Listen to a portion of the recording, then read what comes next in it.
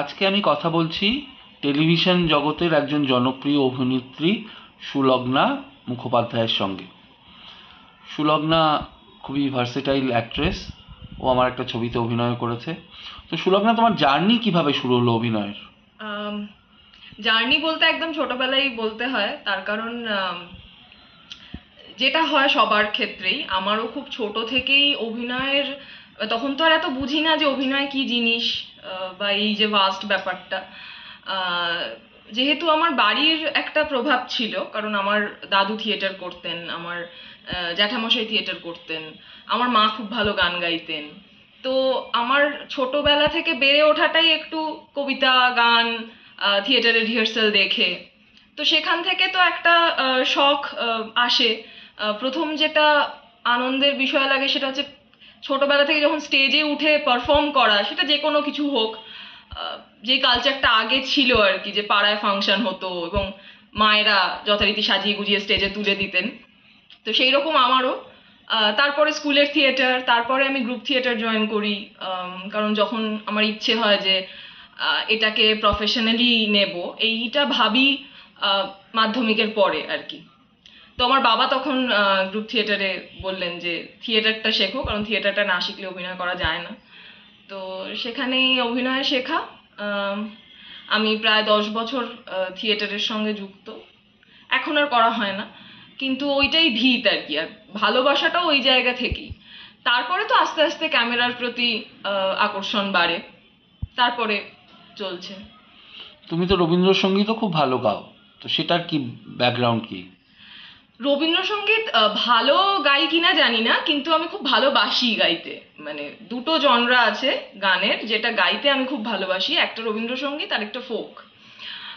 সেই ভালো লাগাটা প্রথমত রবীন্দ্রনাথের প্রতি একটা ভালো লাগা তো আমাদের বাঙালি ফ্যামিলিতে আছেই। আর যেহেতু আবার বললাম যে আমার বাড়িতে একটু আহ, মানে ক্যাসেটের যুগে আর কি, আমার জ্যাঠাইমা ঘুম থেকে উঠে সকালবেলায় সাপমোচন, চিত্রাঙ্গদা, শ্যামা এইসব ক্যাসেটে চলতো।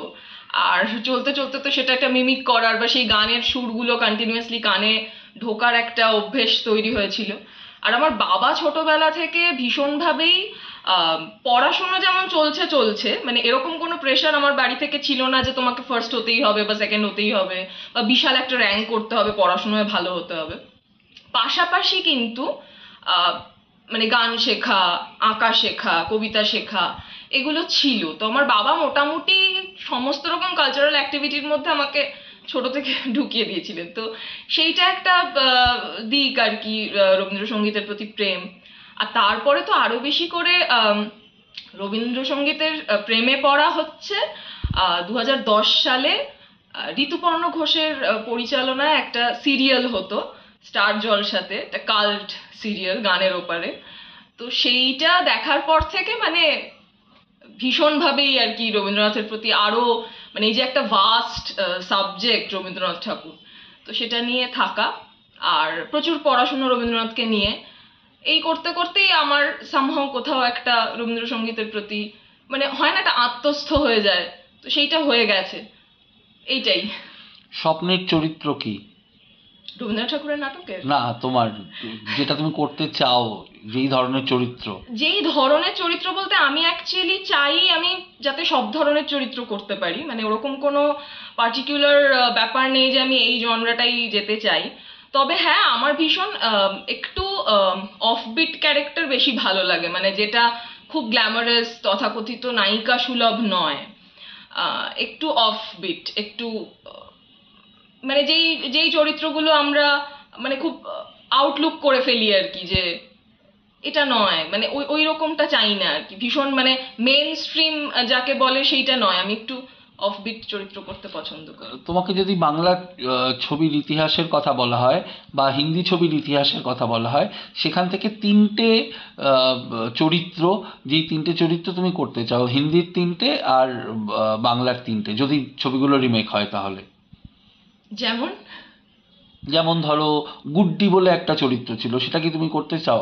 বা বাসন্তী, এই চরিত্রটা কি হ্যাঁ তুমি হ্যাঁ, করতে চাও? বাসন্তী ইজ মাই ফেভারিট। মানে ওই ওটা বেশ মজার আর কি, ওটা খুব ভালো লাগে। মানে একটা ডাকাবুকো মেয়ে যে গাছে উঠতে পারে, সাঁতার কাটতে পারে, পুকুর থেকে ঝাঁপ দিতে, মানে তথাকথিত গ্রামের একটা ভীষণ ধন্যী মেয়ে। ধন্যী মেয়ে, হ্যাঁ ধন্যী মেয়ে ইজ মাই ভেরি ফেভারিট, মানে ভীষণ পছন্দের ক্যারেক্টার।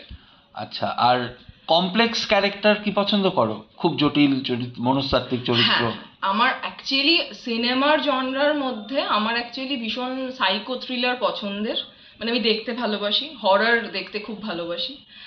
আর থ্রিলার তো এখন চলছেই, সেটা তো ভালোবাসি। তবে হ্যাঁ, সাইকো থ্রিলারটা আমার পছন্দের, মানে যেই আসলে মানুষের মধ্যে প্রচুর, আমরা সাধারণ জীবনে যতজনের সঙ্গে দেখা দেখা হয় বা কথা হয়, বা কাউকে চিনি না, প্রথমবার জানছি, তার সঙ্গে যে আম, কি বলবো, কমিউনিকেশনটা হচ্ছে, যে 5 মিনিটের আলাপটা হচ্ছে, মানুষটা তো ওই 5 মিনিটের নয়, মানুষটা তো ওই 5 মিনিটের বাইরে, তার ভেতরে একটা জগৎ রয়েছে। সে একটা ঘটনা ঘটলে আমি যেভাবে রিয়্যাক্ট করব, সে সেভাবে রিয়্যাক্ট করবে না। তো আমার বেসিক্যালি এটা খুব জানতেই ইচ্ছে করে যে আমার মতো করে যারা ভাবে না আর কি, তাদের সঙ্গে একটু বেশি মিশতে ইচ্ছে করে, যে এই এমন একটা ঘটনা ঘটলো, এটাতে আমি এরকম রিয়াক্ট করলাম, উল্টো দিকের মানুষটা কিরকম রিয়াক্ট করতো বা করতে পারতো। আমার এরকম বন্ধু বান্ধবের মধ্যেও হয়, ও কেন ওই কথাটার ওই রকম রিয়াক্ট করলো, আমি তো অতটা গায়ে মাখলাম না, ও কেন মাখলো। তো ব্যাপারটা মানে অ্যাকচুয়ালি প্রত্যেকটা মানুষের চরিত্রই তো খুব কমপ্লেক্স, মানে ভেতরে তো প্রচন্ড জটিল জাল জড়িয়ে রয়েছে।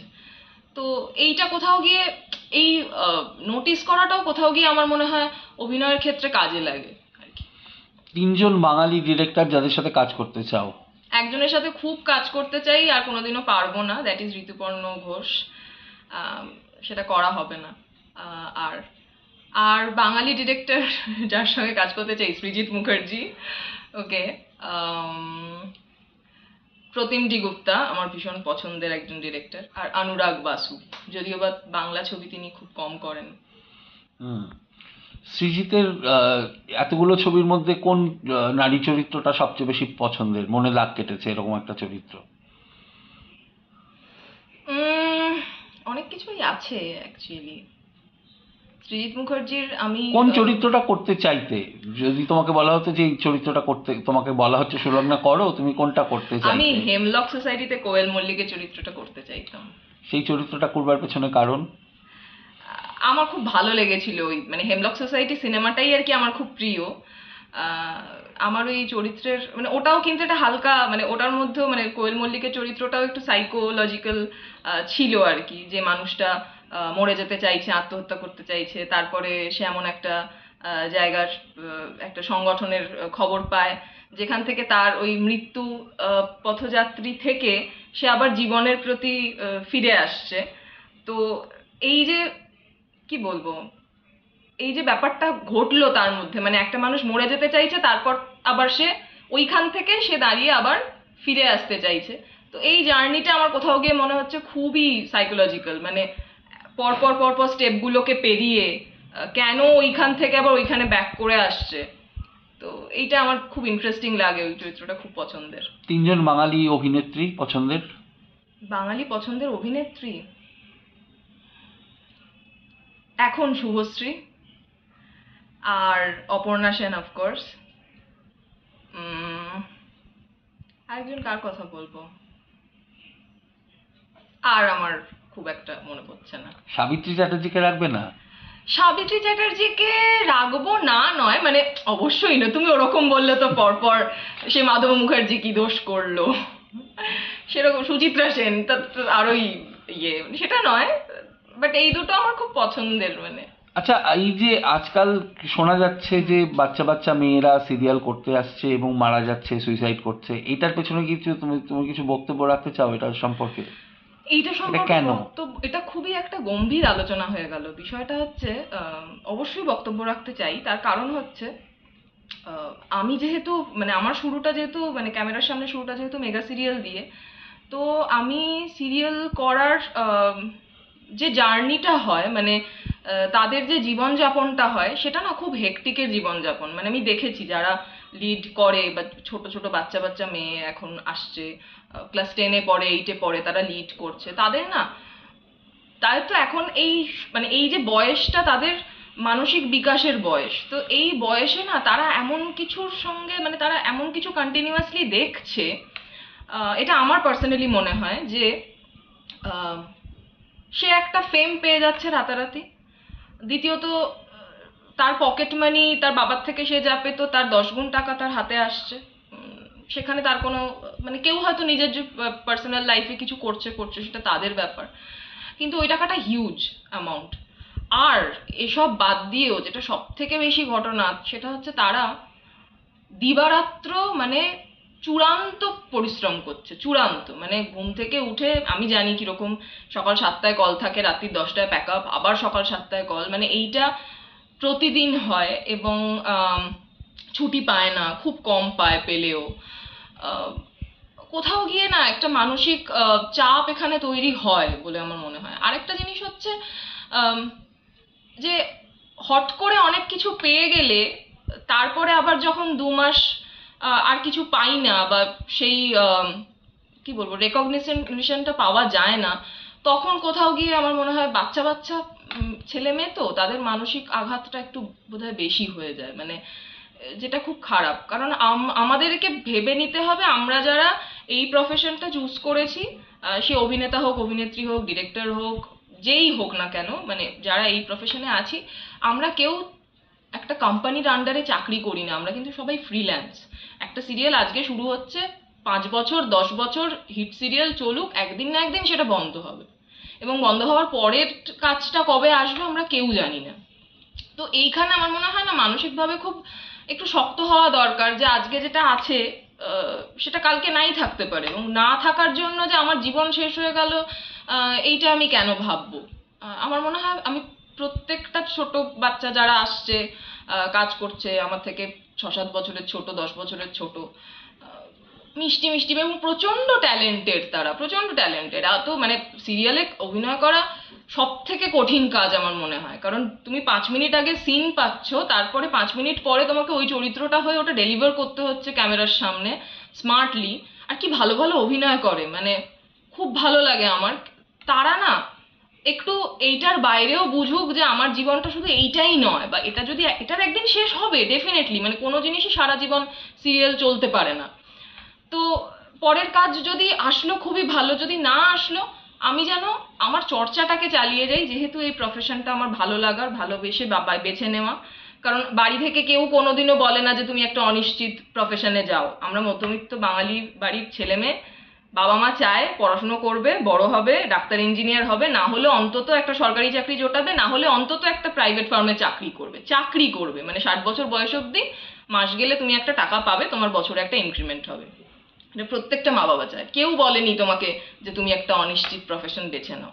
তুমি বেছে নিয়েছো, তো you have to be strong, যে আমি এটা না থাকলে ম্যানেজ করতে পারি। মানে আমি অন্তত নিজেকে এইভাবেই বোঝাই আর কি।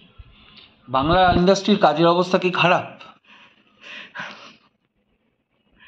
এটা কি বলবো বলো তো, কাজের অবস্থা খারাপ, হয়তো খারাপ, হয়তো সেরকম কাজ হচ্ছে না, মানে আমার বক্তব্য হচ্ছে যে কাজের জায়গাটা ছোট হয়ে যাচ্ছে, মানে কাজের লোকজন বেড়ে বেড়ে যাচ্ছে আর কি। মানে স্বাভাবিকভাবে একটা সিরিয়ালে 10 জন আর্টিস্ট দরকার, কিন্তু কম্পিটিশন রয়েছে 200 জনের। 200 জনের মধ্যে তো 10 জনই কাজটা পাবে, 200 জনকে তো কাজ দেওয়া সম্ভব নয়, তো তখন 200টা কাজ করতে হবে। তাহলে সেই 200টা কাজ হোক ইন্ডাস্ট্রিতে, আমি চাই। অসংখ্য ধন্যবাদ সুলগ্না, আমার সাথে কথা বলার জন্য। আগামী দিনে তুমি আরো আরো ভালো ভালো কাজ করো, মনের মতো কাজ করো, পছন্দ পছন্দ মতো কাজ করো, শুভকামনা জানিয়ে। Thank you so much.